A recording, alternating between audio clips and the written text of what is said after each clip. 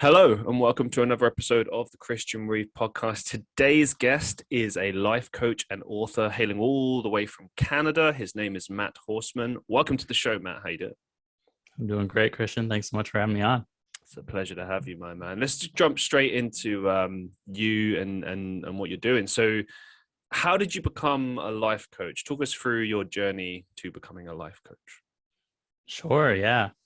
Well, probably about 6 or 7 years ago now, I had married into a family business at a brewery.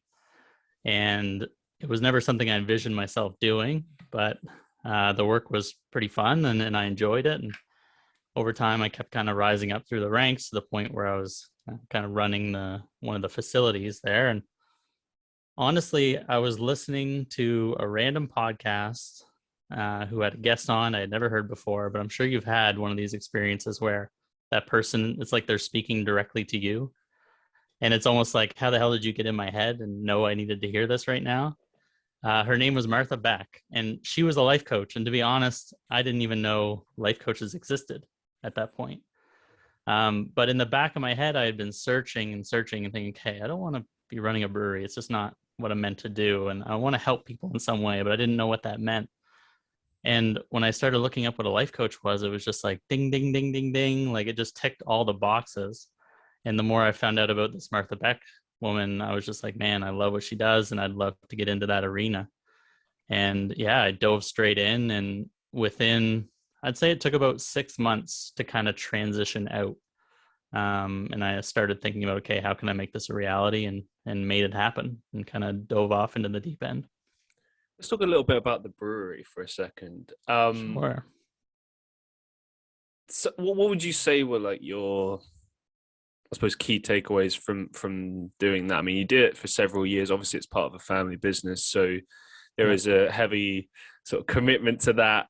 I suppose a pressure almost. So did you feel any pressure as of doing that, or?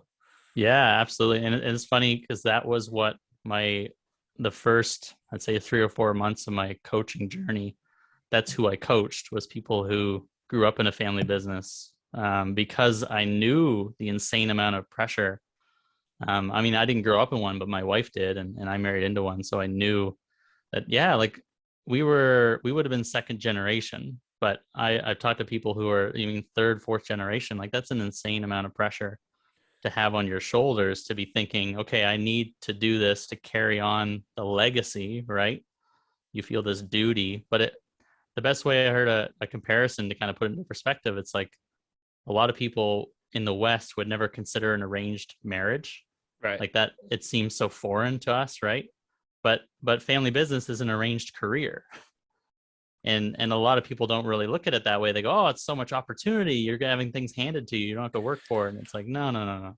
When you said like you married into a family, but so like, okay, you find this wonderful woman, you become, I was gonna say become married. You choose to marry her, but Yeah. like, I mean, you're not forced to get into it. Like, I mean, how exactly does that work? How do you find yourself having to get involved in the family business?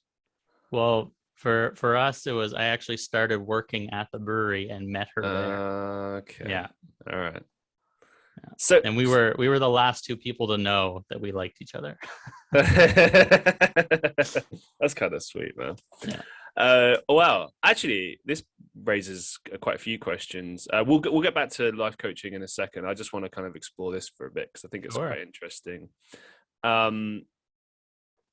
Would you say okay, so you joined this place, it's a job, and we've heard many times over the years how, you shouldn't necessarily date in the workplace, or date your co-workers. Right. I mean, and it's relative.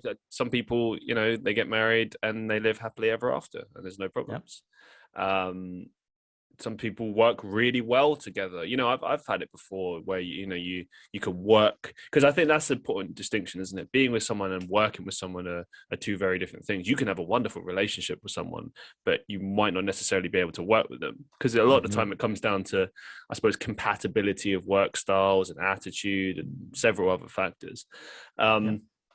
Did a thought cross your mind like, maybe this isn't a good idea? Especially since, well, because especially since like she's the daughter, I suppose, of the owners. Yeah. Then, is that right? Yeah. So, Yeah. what was going through your head initially? Did that go through your Oh, that crossed my mind almost daily for a while. head? Yeah, is this a terrible idea? But it was interesting when we first started dating was when actually I left the company for a year or so and went back to school.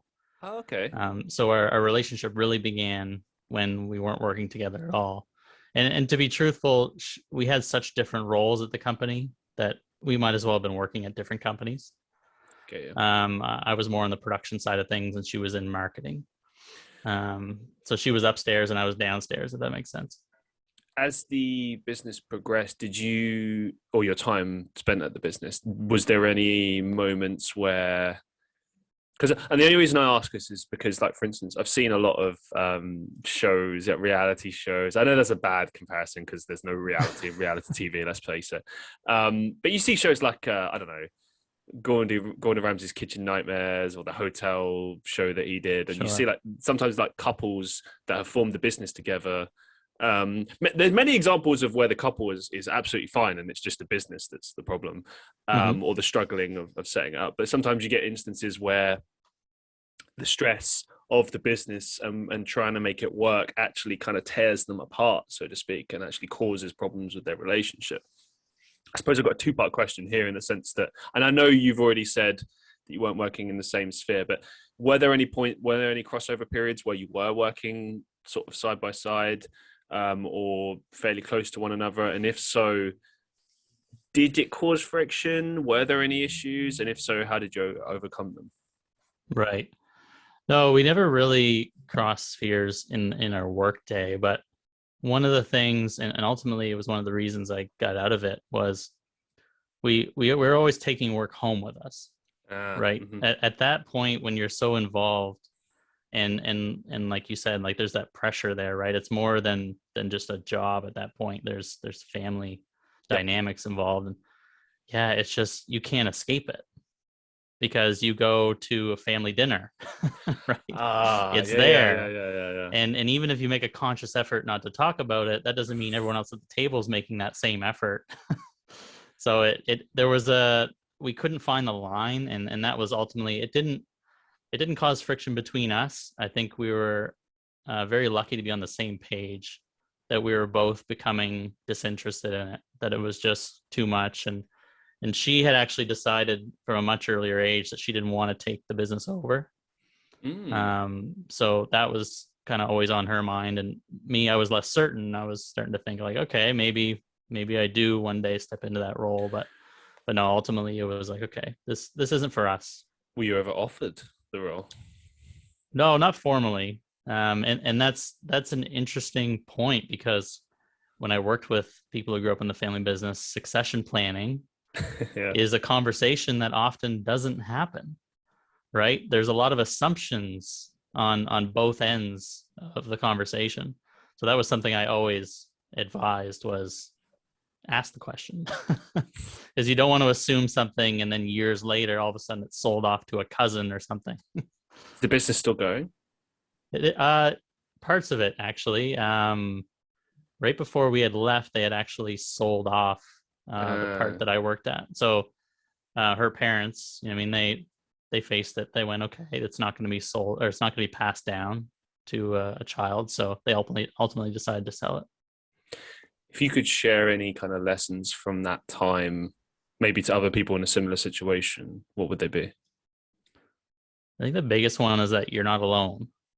The family business, it tends to breed such an insider versus outsider mentality, that if you're not part of the family, you're just not part of the group, and it can be really toxic. But that's one thing that I really focus on making sure people understood, is that there are a lot of other people out there in very similar situations, even though it's not the norm in the West to grow up in a family business.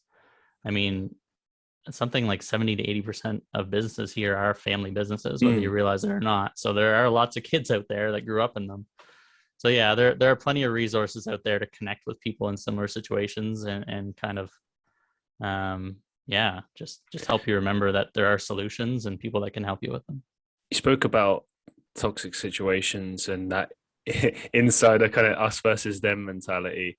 What can you, let's press on that a little bit more. What can you tell us about your experiences of maybe things that you saw that weren't okay, or for instance, were there any situations where people applied and it was just like, nah, no chance, they're not getting in? Like, what can you share of the maybe not so pleasant areas of that?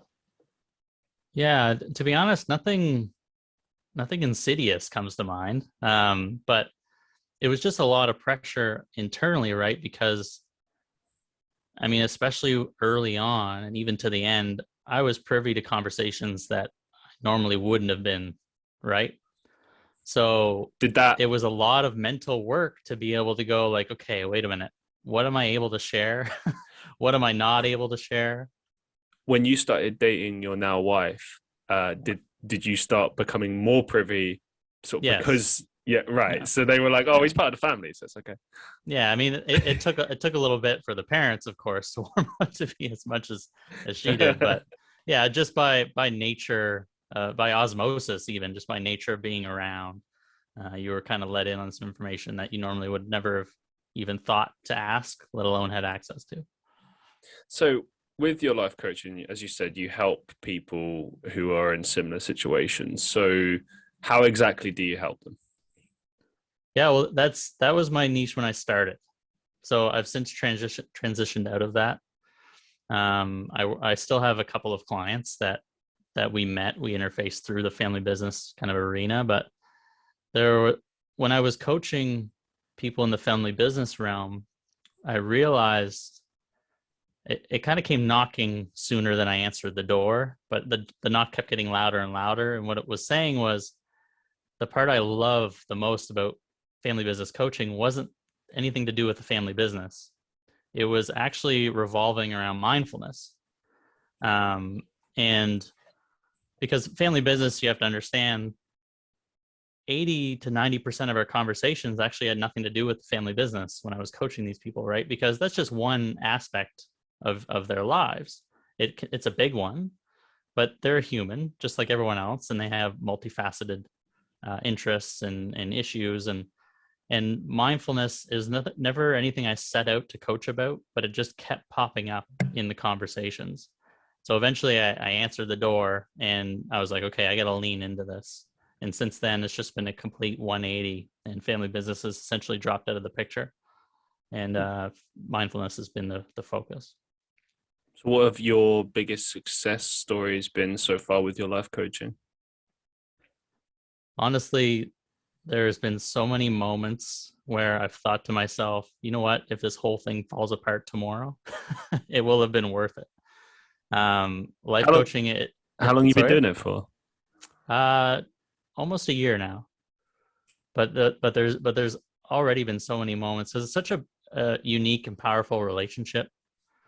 Um, when I first heard the term life coach, I assumed, like I'm sure most people do, that life coaches are advice dispensing machines, that you have a problem and you come to a life coach for a solution. And that's not the case at all. I remember when I was taking my training, they were actually saying like stay 10 feet away from giving advice ever. And I Oh, was like, well, what the hell do you mean? Like, what am I supposed to do?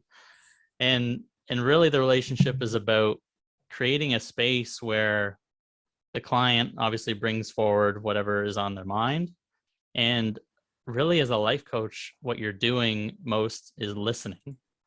And you're asking some powerful questions that force the client to kind of think with a different perspective, or kind of, even if you just give them the space to kind of untangle their own thoughts, like talking out loud to a stranger about what's going on in your life can be extremely helpful, just because so often we're running around with these ideas tangled up in our head and we never talk about it, right? And they get all twisted up and can't make heads or tails of it. But just the very act of speaking out loud to someone about it who has no active stake in your situation can be extremely helpful. to me, I can, because I've had like therapists on the show before, and to me, life coaching does seem to bear some resemblances to that. Like, what Yep. if any, would you say are the kind of major differences between life coaching versus just going to therapy? Sure. Yeah. Well, the best analogy I ever heard was therapists are like archaeologists, and life coaches are like architects.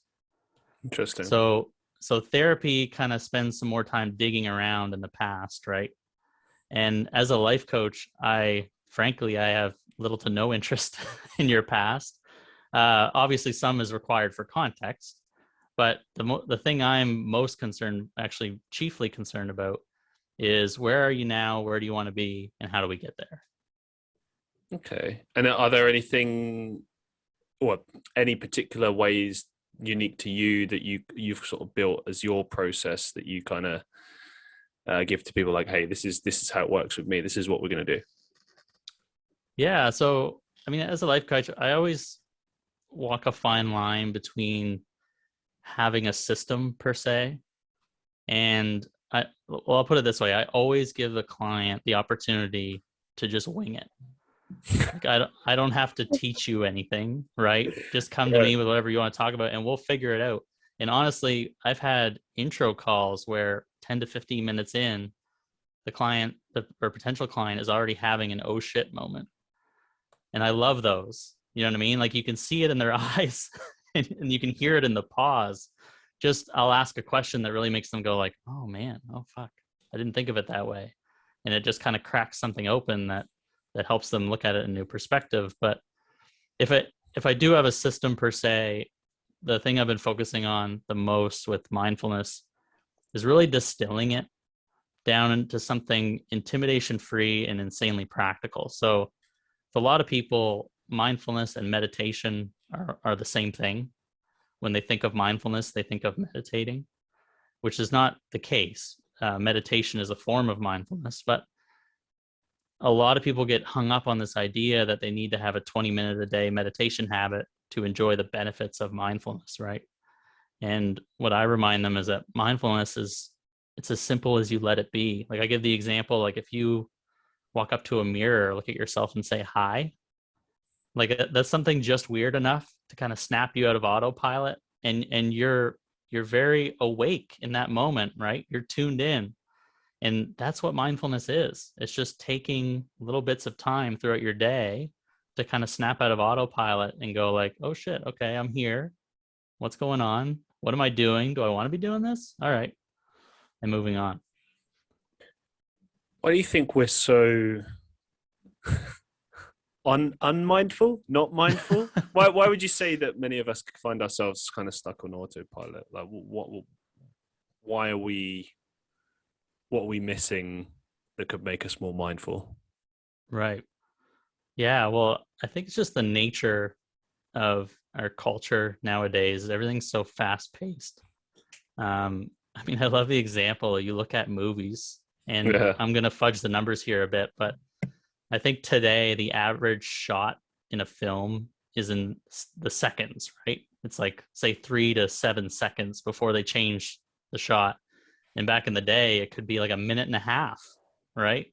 And that's just the way that everything's kind of geared towards us now, is trying to keep our attention. And they actually call it the attention economy, right?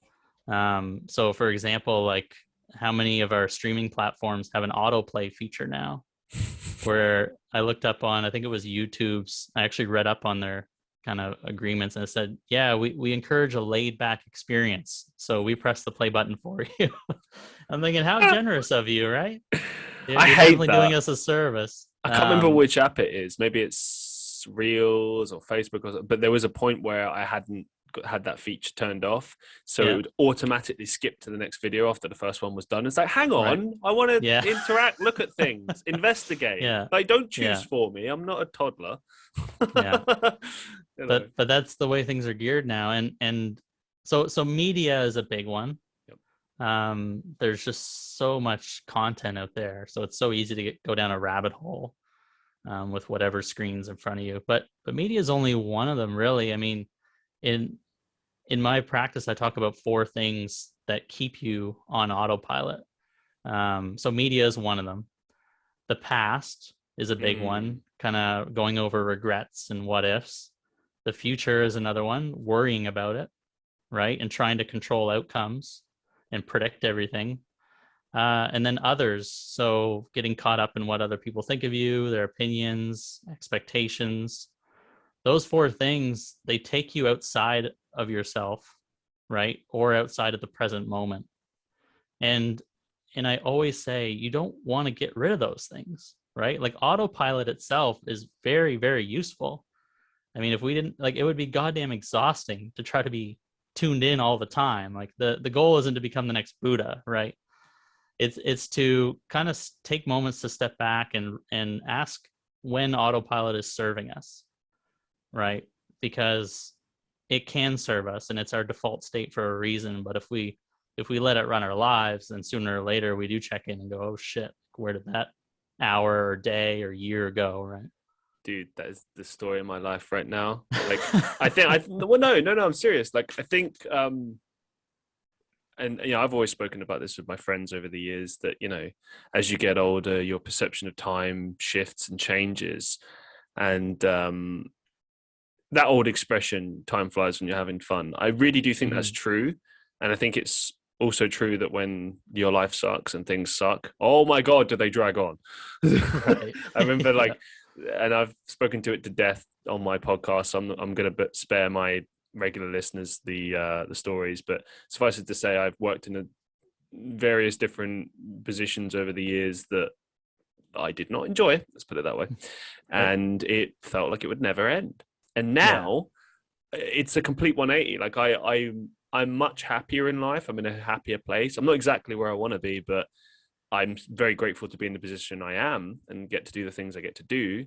And I keep pushing towards where I want to be. But the same problem I keep finding every single day is, where's the time going? Where's the time? There's just not enough hours in the day. Like right now, it's 6:30 p.m. my time. All I've done today is I went to the gym. I applied for a few acting roles, and then I think that's it. I don't know. I don't know where the rest of the day went. And I woke up pretty early. I woke up at like 9, 10. Went to the gym. Like, where does the time go? Right. It's scary. Yeah. It's scary. That's what it is. And it's the same feeling if you drive, right? A car. Right. It's the drive home. All of a sudden, you're in the driveway, and you're like, "Holy shit!" Like, what? I don't remember the drive at all. You're thinking, "How safe is that?" How many other drivers on the road are doing the same thing? There's another one. I remember when I was a kid, I was lucky enough to meet my great-grandparents, and we would often drive there maybe once a month, I think.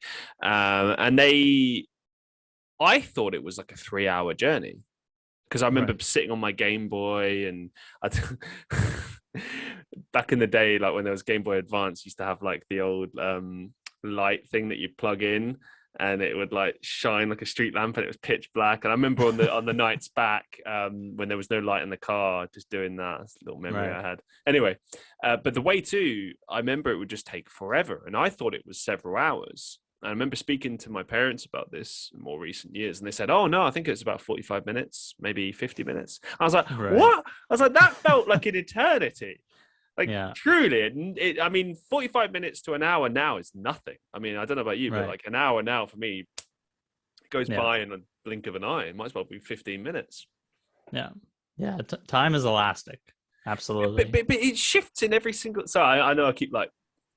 I sound like a broken record now, but it seems to be the case in everything. Like waiting for things.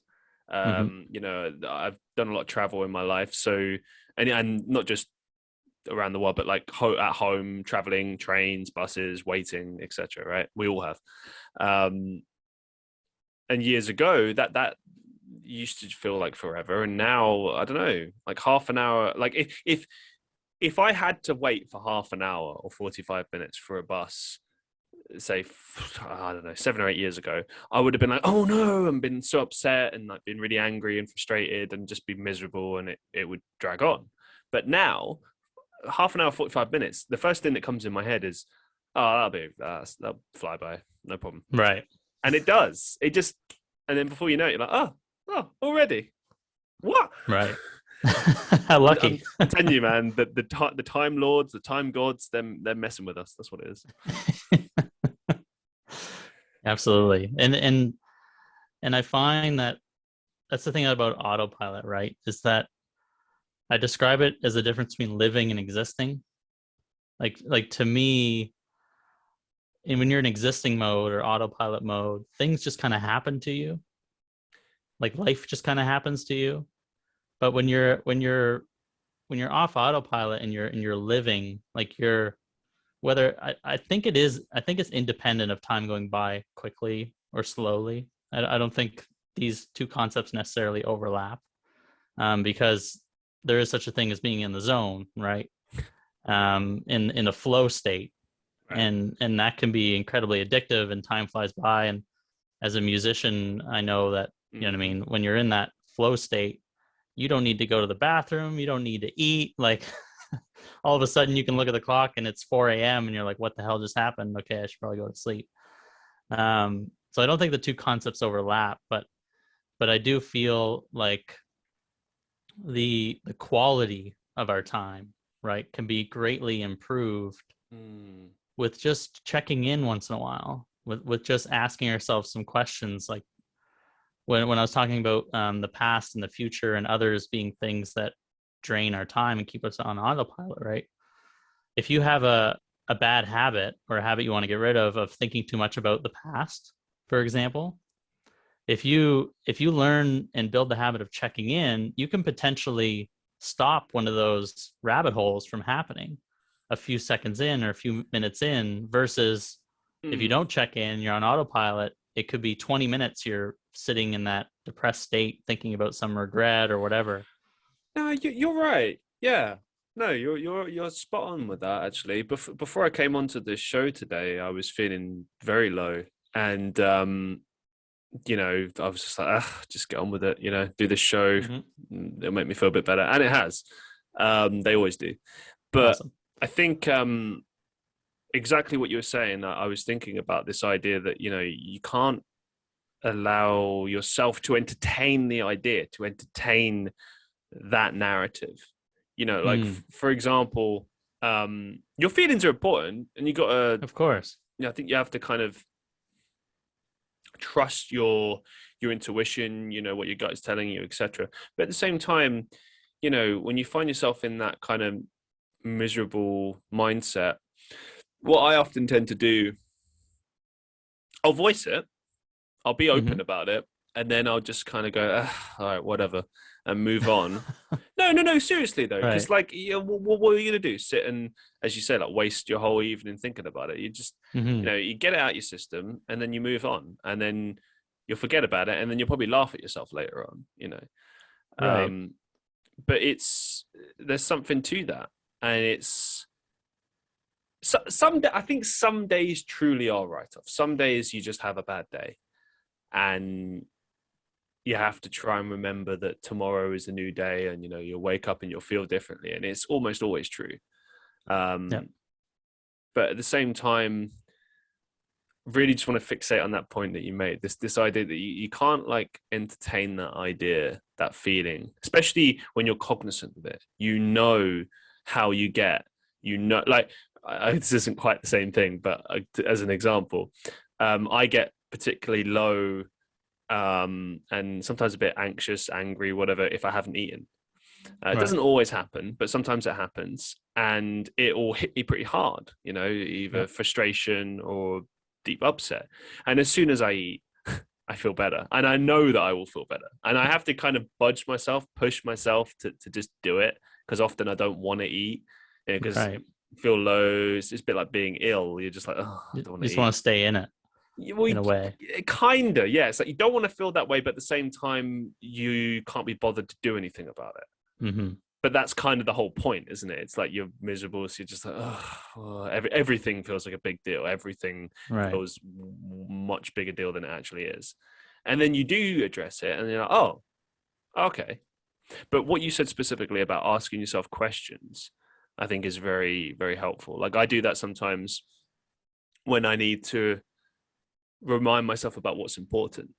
Sometimes I get upset about the fact that I'm not where I want to be, or things aren't working out the way I want them to, or, you know, I just get frustrated at things in life. I was having a conversation with someone today about this, actually.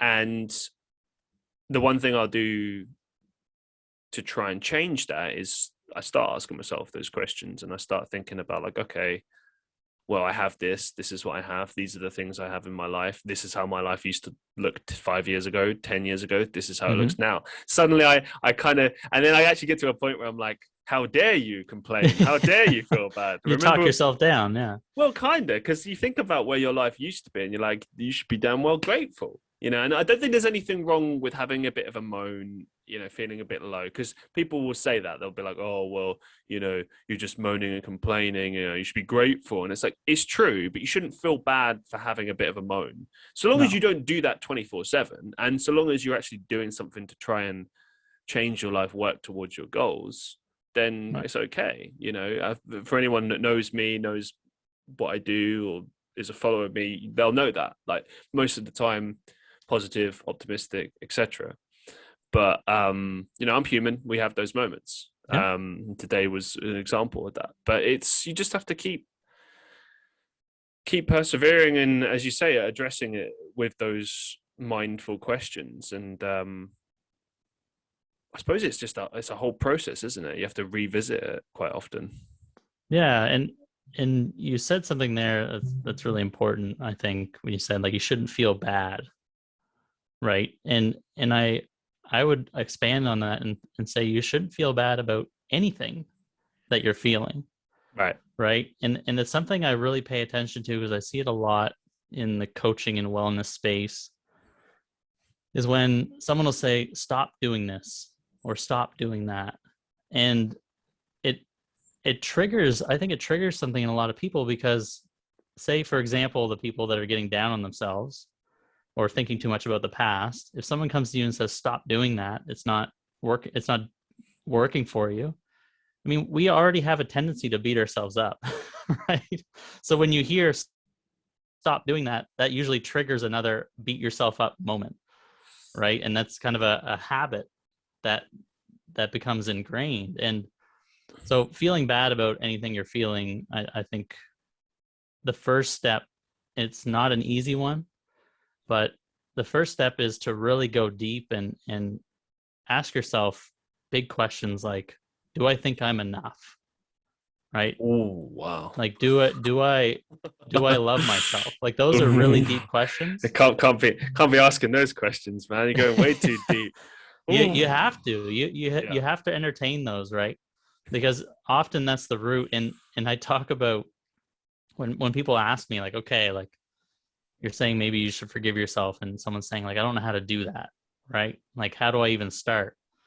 And the first scenario I give out is, I say, just pretend that a loved one comes to you, right? And they say that they're really suffering from this thing, and they don't know if they can forgive themselves, and they don't know if they deserve forgiveness.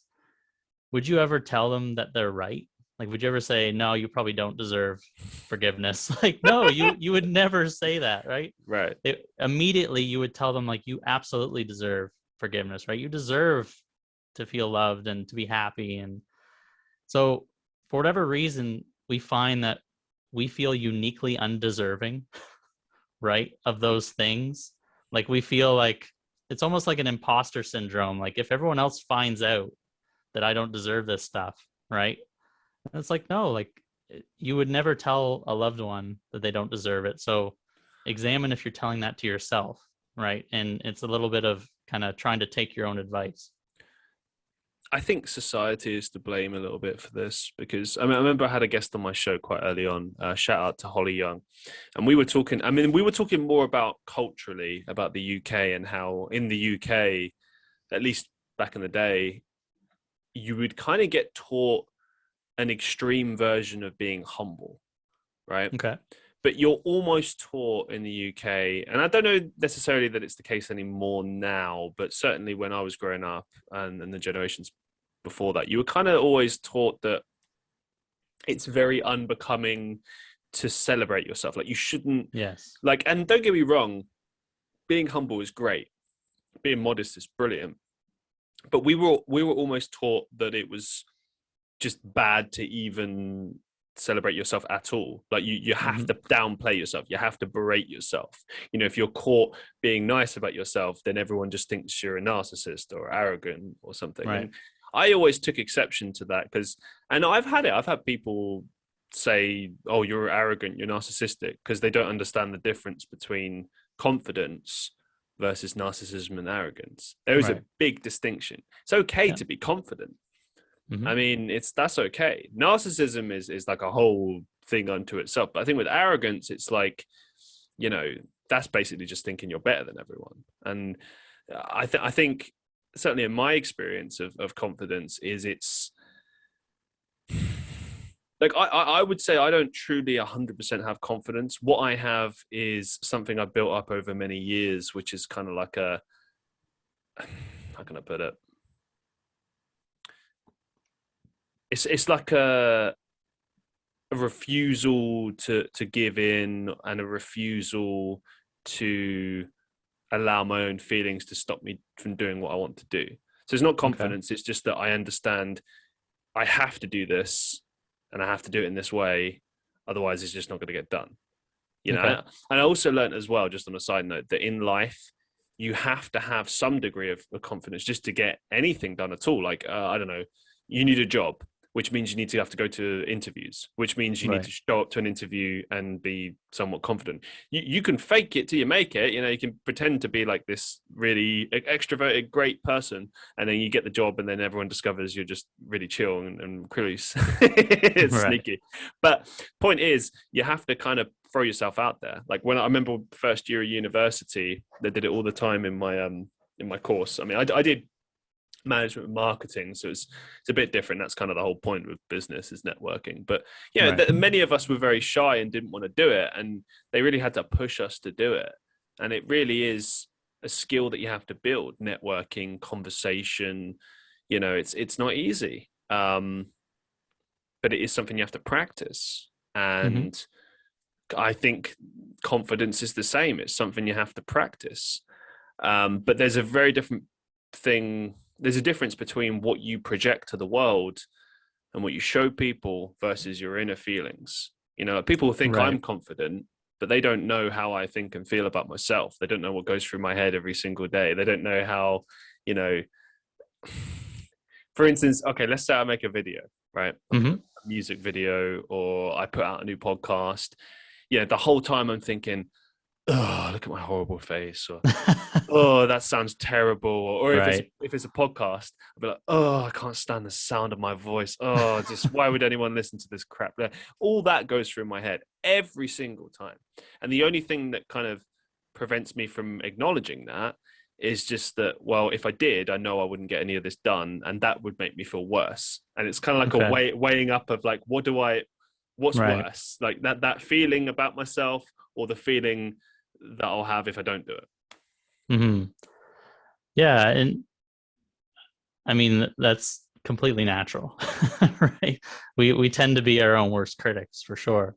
Yeah. And I think when you were talking about the distinction between, say, confidence and narcissism, and kind of who you are inside versus what you portray and all that stuff, I feel like one of the big differences there, I'd say, is comparison, right?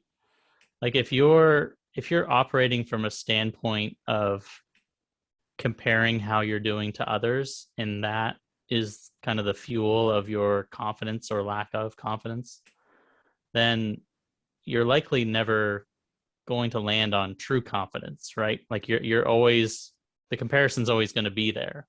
And on the other hand, if we can remove the comparison, even for little moments at a time, but try to create some harmony between what we're feeling on the inside and how we're portraying ourselves on the outside. Because often what prevents us from, or I should say often what makes us put on a mask, is that we're worried about what other people will think of us, right? And there's comparison inherent in that. And if you can flex that muscle, because it is a muscle and it takes some time and to make it a habit, but really putting yourself out there and saying what you truly want to say and behaving how you truly want to behave, there's so much freedom that can come from that, right? Like, just imagine if you didn't have to filter anything, right? If you just said exactly what you wanted to say and behaved exactly like you wanted to behave. Like, especially when you go back to that cultural era of, okay, you got to keep everything in. Like, to some people, and especially to them, the first thing that would come to mind would be, that'd just be chaos, right? There with a social filter, like, it would just be anarchy. And I think that's simply untrue. I think there's so much inherent kindness and warmth and love inside of people that they really do diminish when they put on that mask. Like, they don't let it shine through fully because they're concerned, they're worried, they're scared, that they're going to say the wrong thing or they're going to be taken the wrong way. And it certainly involves a whole lot of being okay that not everyone's going to like you, right? That's a huge mountain to climb. If you have people pleasing tendencies, which we all do to some extent. But that's a tough one. That's a hard one as well. I think the bigger thing for me is I can totally accept when people don't like me. I know there are people that don't like me, but I take that stuff personally. So I'm like, but what did I do? Like, right. what? And what I try to think about now is, if the majority of people, if you find yourself getting on with the majority of people, chances are you're probably a decent person and there's nothing wrong with you. Right. You know, sometimes you just rub people the wrong way. Sometimes I remember seeing this guy, he posted a TikTok the other day and he said the only 3 reasons that someone will truly hate you are either because you've genuinely wronged them, which is okay, fair enough, and the other 2 are like jealousy, or what was the other one? I can't remember the other one now, but it's basically centered around 2 things which are their own problems. You know, right. that's within them. That's not within anyone else. And it's just like, okay, if that exists within them, then how is that my problem? There's obviously nothing at fault with me. It's not my fault. It's not. Yeah. Yeah. So it's just, I don't know. That is a big one. That really is. And it's, yeah. I don't think it's something that's easily solvable either. I think you just have to accept yourself as you are, work on your flaws as much as you can, and just learn to love yourself. And, you know, if people hate you, hey, fuck it. Must be doing something right. But even I'll challenge you even on the working on your flaws. Like that's a completely separate conversation, right? Whether or not you need to be doing that. I think to view yourself as flawed kind of goes back into that comparison mode, right? That flawed in comparison to what? Like, no one is inherently flawed, right? They're only flawed if you put them up against a comparison of kind of who a person should be in society, right? Or culturally. And it's a tough one to, when you really think about, okay, what are my responsibilities, right, as a person acting in the world, and what responsibilities am I holding on to that aren't mine? And one of them that we're holding on to that aren't ours is the need to please people, right? Like, it's, if I'm saying something to you, your reaction is not my responsibility. But so often I take it on as my responsibility, right? Like, I pre-filter what I say to make sure that you're going to find it agreeable, or at least, you know what I mean, suitable, right? That it's not going to throw something off course or offend you, or, and that responsibility, it's way too much weight to carry, right? It makes you kind of crisscross in your own mind too often.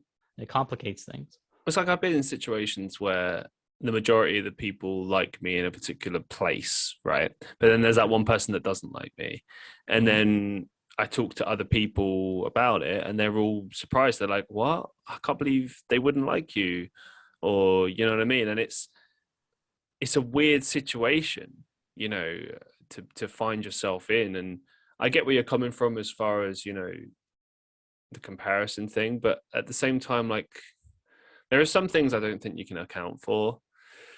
I truly believe that hatred as a concept is an internal thing, as in like it's something you carry with you. Like there are people that have wronged me. There are people that I'm frustrated, upset, angry with from the past, but I don't hate Mm-hmm. them Okay. because it's that hurts me, because people often think that hatred, it's something that, you have for others and it affects them. It doesn't affect them. Chances are they don't even know about it. And if they do, if you inflict hatred onto them, you punish them, so to speak, they'll never suffer as much as you suffer within your hatred. That's why they always talk about it being like baggage, and as soon as you let that baggage go, you feel free, you feel Right. happier. It's of course you do. Yeah. And I Well, think, and there, go on. sorry, go ahead. Well, I was just going to say that I think forgiveness is exactly the same as well. The concept of it Yeah. is the same. Yeah. And I love when you use the word baggage there. Like, what else is in that bag? Right. There's a lot of things that we're carrying around that we don't need to be. And yeah, but one thing I've noticed, it started probably around the same time that my life coaching journey started, and looking into these concepts, that I used to be so interested in philosophical questions, right?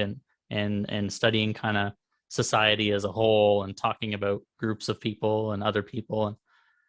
And I've honestly become so disinterested in it that at this point, if I'm talking to someone and they make some kind of generalization, they say, like, even using the word people, like not a specific group of people, just people in general. I'm like, I don't care. Like, what's going on with you? Right? Like, are you feeling hatred? Like, is that, if we're just talking about other people, it's like, okay, I don't know them, right? They're, even if they're real, I don't know them. If they're hypothesized, I definitely don't know them. And I just find it a less and less useful exercise to create these kind of scenarios where you're talking about other people and how they feel. And I'm a lot more interested in what's going on with me and the person I'm talking to, if that makes sense. Yeah, it makes perfect sense. Let's move it on. I just want to talk about your book for a second, because Sure. speaking of mindfulness, you actually wrote a book called Don't Think of It as Mindfulness, which, given everything that we've spoken about, I'm very confused by. Tell us about the book, how it came to be, what it's all about, and why people should read it. Sure. Yeah. So the reason I call it Don't Think of It as Mindfulness is I think mindfulness is such a loaded word. It's been so mainstream for so long now. Like, you can't walk by a magazine stand without seeing some issue of some publication completely dedicated to mindfulness. Oh, it drives me And mad. Because they yeah, don't really know what it means. They're like, oh, be mindful, plant a tree, and there is some truth to that. But sure. like when they hijack it, the media always hijacks it. Yeah, and it's become there's too much baggage. There's that word again, right? There's Hey. too many preconceptions. And so with my own journey, when I first started hearing about mindfulness, and it sounded like something I should be doing, right? It's like, okay, this sounds like something that would bring a lot of joy to my life, or freedom, or whatever, peace. And I linked on to meditation right away. And I had mixed success with it over the years. And I got to a point where I was, quote unquote, good at it. I mean, there's no such thing, but to the point, what I mean is to the point that, say I hadn't even meditated in 3 or 4 months, I could sit down and within a few minutes, I could kind of drop back in to that meditative state because I had practiced so often. But I was just getting frustrated because I realized that, okay, if I sit down and meditate for 20 minutes, it feels great for the 20 minutes and a few minutes afterward, right? But then I'm right back into my day. I'm right back into autopilot mode, whatever else is going on in my life. So I kept asking, like, there's got to be more to this, right? More than trusting the studies that if you put in enough hours, eventually you'll start to get those benefits, right? That just seems so kind of, okay. At the risk of sounding kind of impatient, right? It was like, I want to know that it's affecting me now. And that's when I started discovering again that there's not necessarily a direct link between mindfulness and meditation. that mindfulness is a much bigger word and much simpler at the same time. And that's when I started gravitating towards the phrase checking in. And that's something that it just makes a lot more sense to me. It doesn't have the same baggage as mindfulness, right? And I talk about, well, I already mentioned like looking at yourself in the mirror and saying hi, right? That's a couple seconds to be checked in. Like that is mindfulness. It's as simple as, being present, those two words, right? That's the whole concept right there. But knowing that and actually putting it in your life are two very different things, right? Integrating it can be difficult. So in the book, I talk about finding your own check-in method, I call it, right? I have a story in the book that I went on some vacation and we found this little like Alice in Wonderland type gift shop on the side of the road, and the sign said "Open if we're home." I was like, okay, we got to pull over and check this out. And it was this guy. He had this hobby of essentially collecting old and broken things and repurposing them into art and something useful. And he loved woodworking too. And right by the cash register, he had a box of wooden bow ties. And I was like, okay, I've never seen one of those before. I got to hear the story, right? This guy's already interesting. Let's add another one on. And he said that he made them for his kids. They played sports growing up. And I don't know if you've ever played sports competitively, but there's a formal component to it, right? Like if you have to kind of wear a shirt and tie, say, for a game. So he made these as a way to kind of have fun with that formal component, right? So he would make these little wooden bow ties for his son's hockey team, for example. And I know you have, I know you do the video podcast, so I'll actually show. Oh, no way.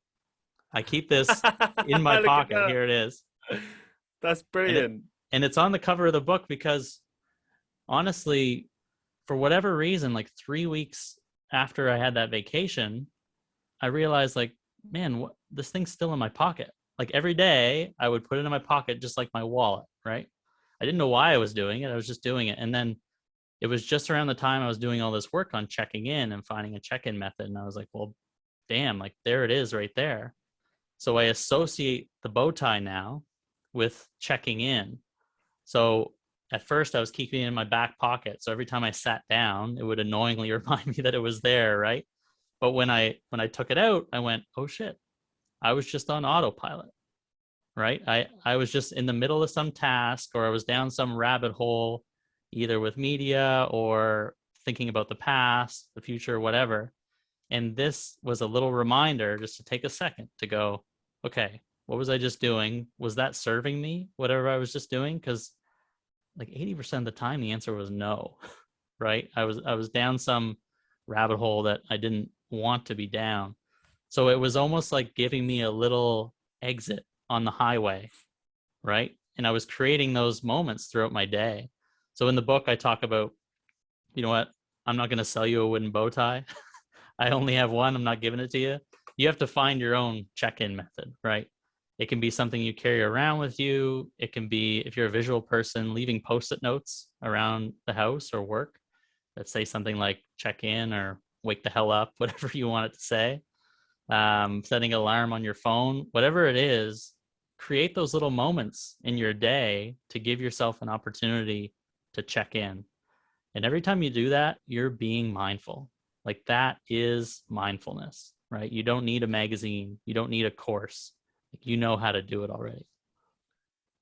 I know we spoke about time earlier, but I just want to talk about it a little bit more because something you said kind of reminded me of something. Firstly, I will say that for me, looking at the time is how I do that. Like being cognizant of what's the time.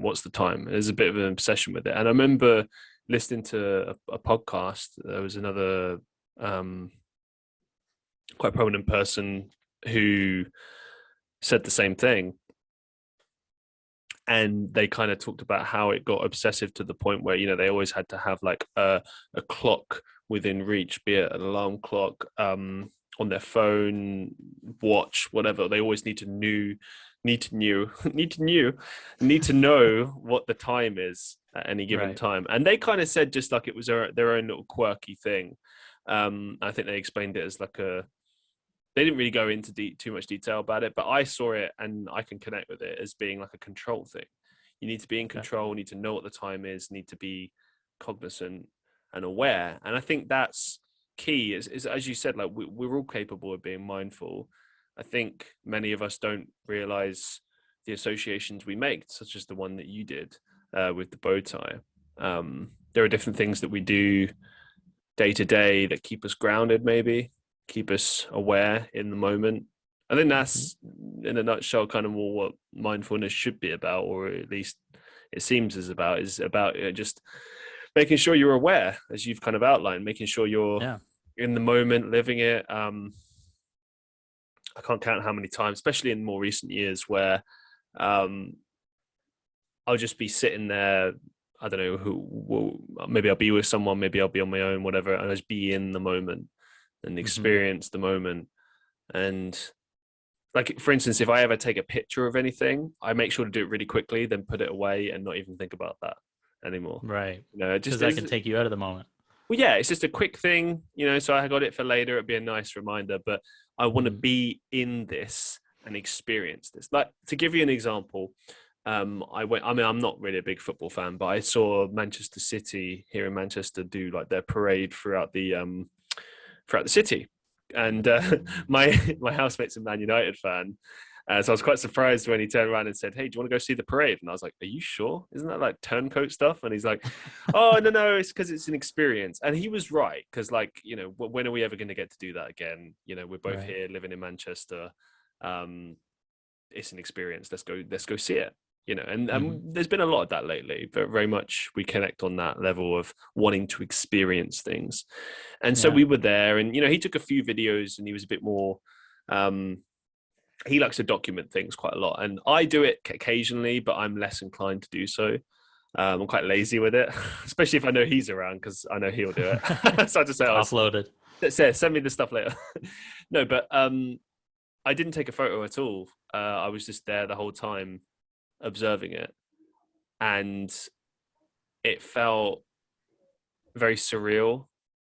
It was a nice moment, and it was like every other moment that's been somewhat pleasant or striking, if you like. You just feel it. Yeah, the feeling. And maybe that's the more important thing. It's less the images and memories, so to speak, but the feeling of when you're there. Like, it's amazing sometimes how you can think about something that happened years ago and you can remember the smell or what something tasted like or how it felt, or, you know, that's even more intriguing to me. It's almost like you can put yourself back in that moment almost. Right. Yeah. And it can take a lot for us in today's culture of go, right? And you need to be doing more things and you need to be constantly improving yourself. And there's so much pressure, right? That you almost feel guilty for taking moments, right? Exactly like you were talking about, just going to that parade and just being in it. Yeah. Right. That wasn't necessarily contributing to some goal you had, some future set. You know what I mean? Like, it was not like you were going to the gym or going and handing out resumes for acting and things like that, right?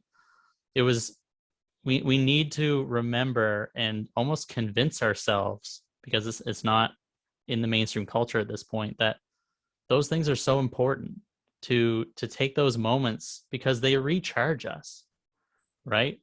They I mean, it almost sounds like a cliche to go this far, but they make life worth living, right? Like, to have those moments and to be able to take them and not feel guilty and not feel like it's a lack of being productive. Or, like, I often talk about the idea of taking a break, right? So often we don't really take a break. Like, we might walk away, say, from our task, but we're still thinking about it.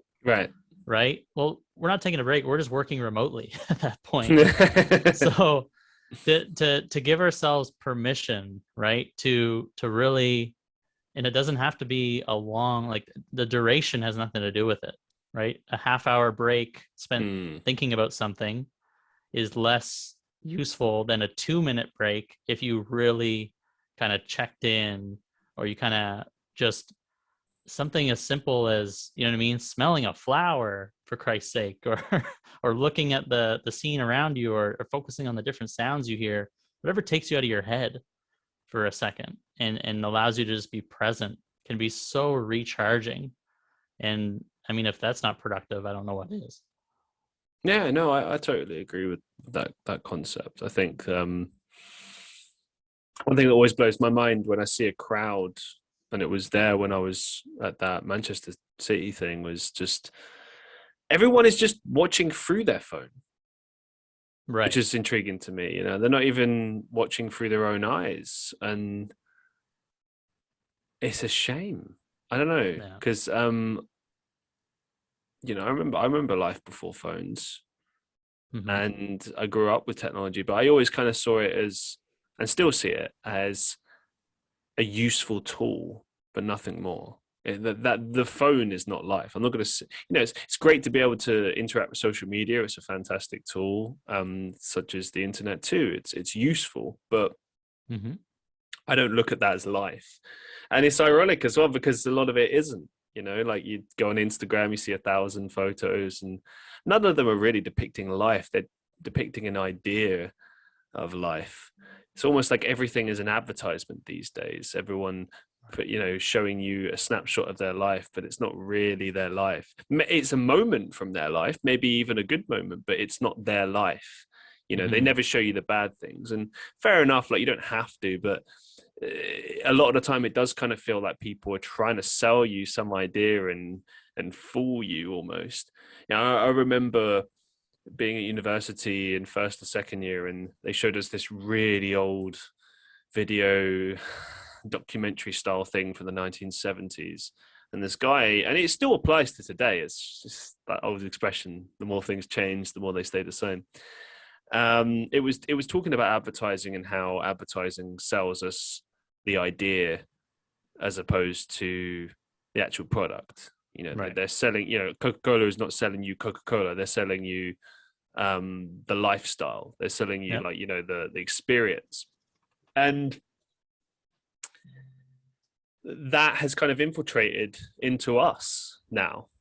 Now, you know, it doesn't matter if we buy products or services or not. Like we're still, the whole social media thing, it feels like a lot of the time that people, even if they're not trying to become successful, like, okay, I use social media because I'm trying to promote what I'm doing.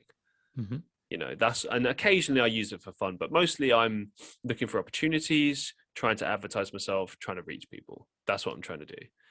But there's a lot of people that I know that aren't trying to do any of those things, but they're still kind of selling an idea of their life. And I don't know who that's for. Is that for an audience? Is it not? Is it for themselves? I don't know. It's weird. Like I get the whole memories thing and wanting to capture that, but you got to be in the moment. You know, like I can think of tons of shows that I went to where I recorded a little bit of it, but then I put my phone away. As I said before, you know, I'm not really invested in this idea of recording the whole thing, looking for a phone, because that's not experiencing it in the same way. And I don't know, man. Sorry, I probably just sound like an old man at this point, but it just doesn't make sense to me. You know, like when I get it. It's like I was talking to my housemate the other day, and you know, sometimes we like to go to the pub and just sit there and chat, and you know, there's no phones out. But we were, funnily enough, talking about this, and I remarked that as we were walking to that pub, we walked past a restaurant, and there were like 3 or 4 booths with couples, and they were all on their phones. So they're sitting opposite each other in a romantic setting. They got the nice lighting and everything. It's a Friday, Saturday night, and they're just on their phones. I was like, what's the point? Like, really? What's the point? Like, no, but seriously, what is the point? Is the restaurant necessary? Yeah, you could just sit and stay at home. Just, you know, pull up the table and just sit at your phone on the table and save yourself some money. Like, I don't get it. Please, someone out there explain this to me. It doesn't make any sense. And it's also this kind of fear, like, oh, if I don't look at what's going on my phone, I'm going to miss something. Like something big is happening over here and I'm not part of it and I'm going to miss absolutely everything. It's like, no, life is here right now in front of you. That's what's happening. Yeah. Well, I think for me, the huge difference is what you said earlier about it being a tool, right? Right. And like anything, like any tool, it's not inherently good or bad.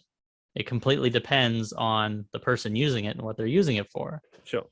And to me, it goes back to such a pivotal question. I ask myself this all the time, and I've already mentioned the key word a few times today in the conversation. The question of, is it serving me? So when you're using Instagram or social media, checking in once in a while and asking, the way I'm using this right now, is it serving me? Right? Because if you're honest with the answer, a lot of times the answer is no. Like we all know that feeling of, I don't even remember consciously opening up Instagram. Where the hell did that 20 minutes go? Right? You're just like scrolling. Right. If you were to check in 5 minutes into that and go, is this serving me? Undoubtedly, the answer would be no. Right. And at the same time, there are moments when it is serving you. Right. The idea is to never throw out the champagne with the cork. Right. So you use Instagram to promote yourself. In those cases, it's serving you. It's serving a purpose. And if you find it genuinely unwinding to scroll on Facebook for a few minutes, right, just to get your mind off something, that's serving you too. Or if you're connecting with a friend you haven't talked to in a while, or if you're sharing a memory that you really want to share with specific people, that's all. It's serving you. It's allowing you to do something you want to do. But there's always that potential, that rabbit hole potential, and it exists all around us. It's like we're in a minefield, right? And if we don't pay attention, they're going to snap off at any second, and we don't even realize it. So it's building that habit, I think, to ask yourself that question, because the answer is so immediately obvious, but we always forget to ask the question. Speaking of asking questions, what's the Nice segue. Nice, thanks. What's the best advice you've ever received? Yeah, it wasn't direct advice. It was a quote, but it was a quote that meant a lot to me, and it shifted a lot of things for me. It said that in the pursuit of knowledge, every day something is added, and in the pursuit of enlightenment, every day something is dropped. And I heard that quote at a time in my life that I needed to hear it. Like so much advice and like so many well-meaning quotes, if it's the wrong time in your life, it's going to mean jack shit to you, right? You're going to blow right past it. You might hear the exact same quote 2 years later and it changes your life. But I heard that quote when I needed to. And the reason I needed to hear it was all through my 20s, I was a self-improvement junkie, right? I was always trying to do the things that would make me quote unquote better. But that quote made me realize the reason nothing was ever working, the reason why the frustration was always still there, is because I was always piling things on. I was always learning more and trying new things and trying new techniques and all this stuff. But the foundation was crumbly. It was a shaky foundation because I was resting on this foundation of not really knowing who the hell I was. I was just running on this life script, right? Of other people's expectations and opinions. And so no wonder why everything I added on didn't stick, or it just made me more frustrated. So when the quote says in the pursuit of enlightenment, every day something is dropped, that's when I really latched on to the idea of unlearning, of letting things go, right? Of asking questions like, does this advice, does this idea, again, does it serve me? Is it for me? Because so often the answer was no.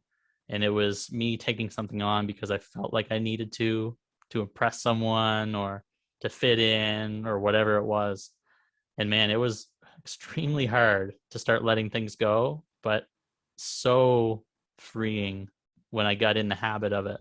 And I got better at recognizing when something wasn't serving me and getting easier to let it go. And it's completely changed the way I look at things.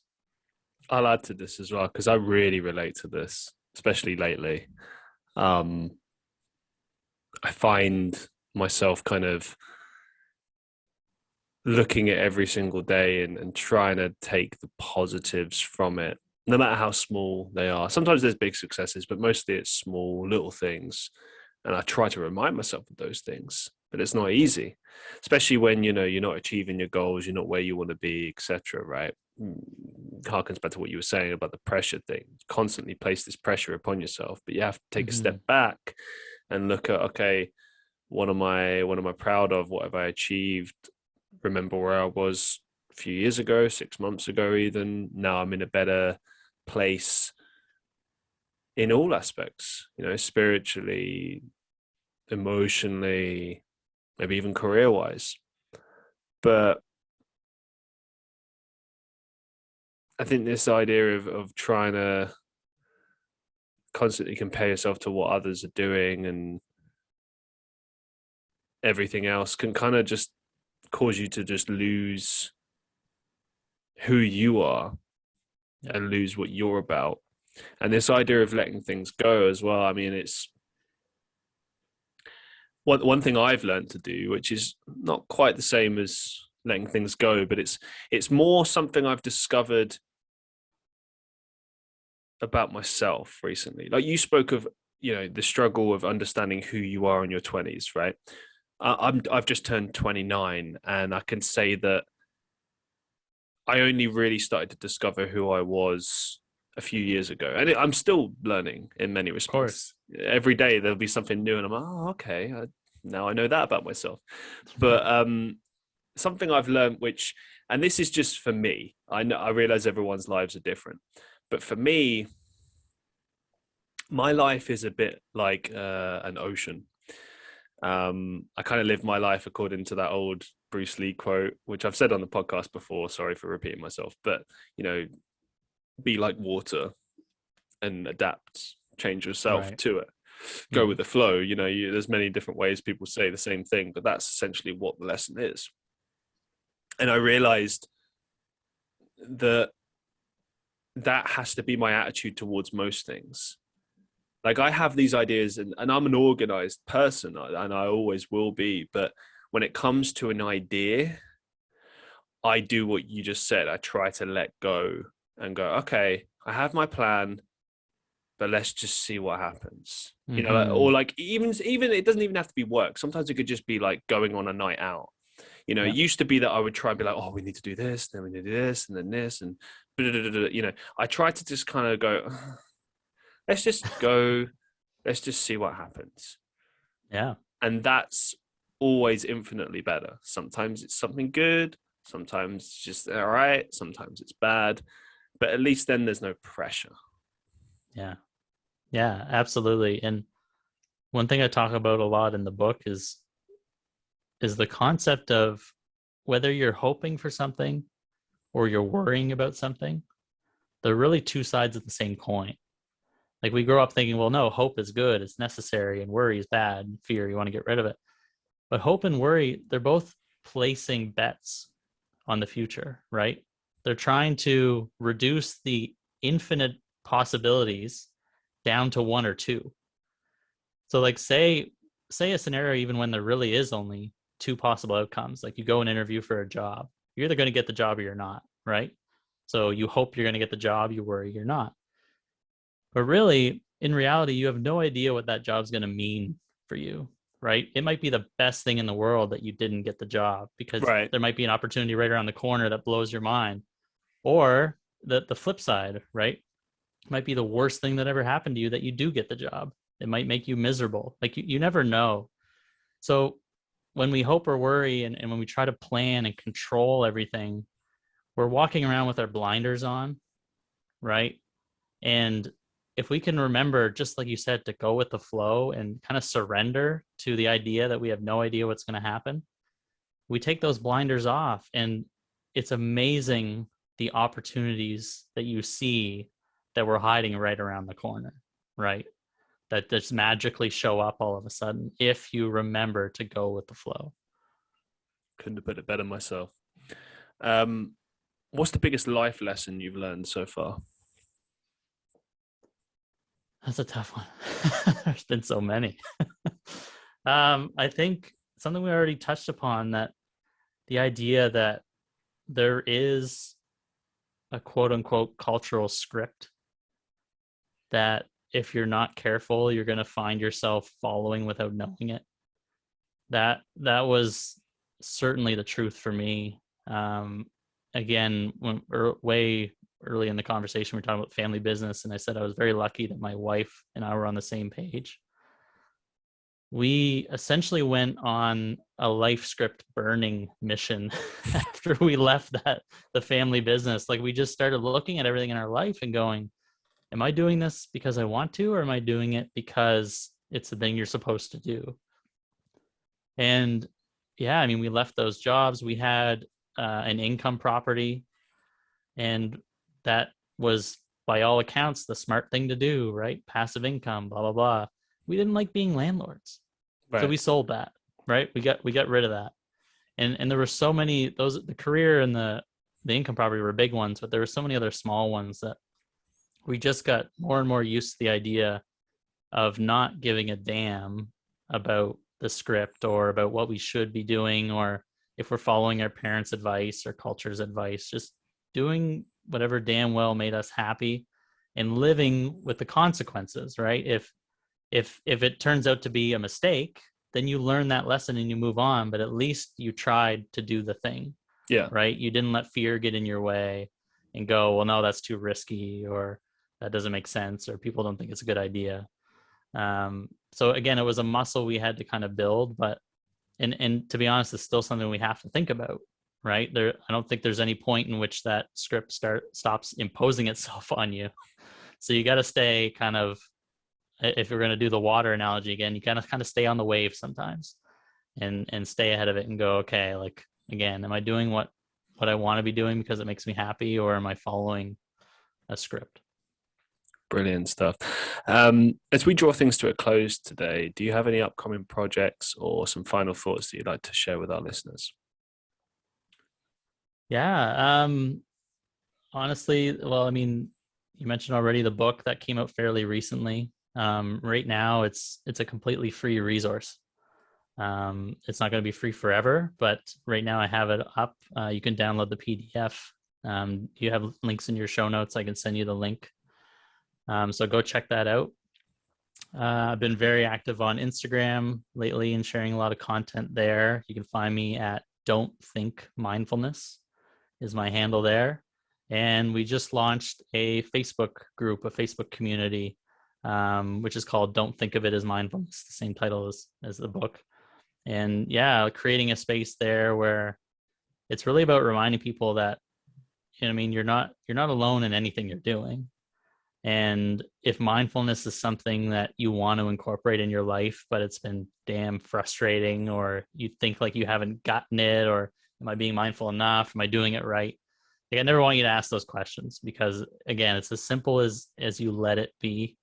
And that's what I want that community to do, is to be a space where you can come in and share your experiences and say what's worked for you, what hasn't, read other people's experiences, and just help each other out, because we could all benefit from having a little bit more mindful time in our lives. It's an easy thing to do. We just need to remember to do it. Couldn't put it better myself. Brilliant stuff. It's been an absolute pleasure having you on the show and speaking with you and sort of getting to grips with the real meaning behind mindfulness. Just want to say a massive thank you, and wish you all the best. Awesome. Thanks for having me on, Christian. Thank you. And to the listeners of the Christian Reeve Podcast, as always, be safe, be well, and I'll see you in the next one.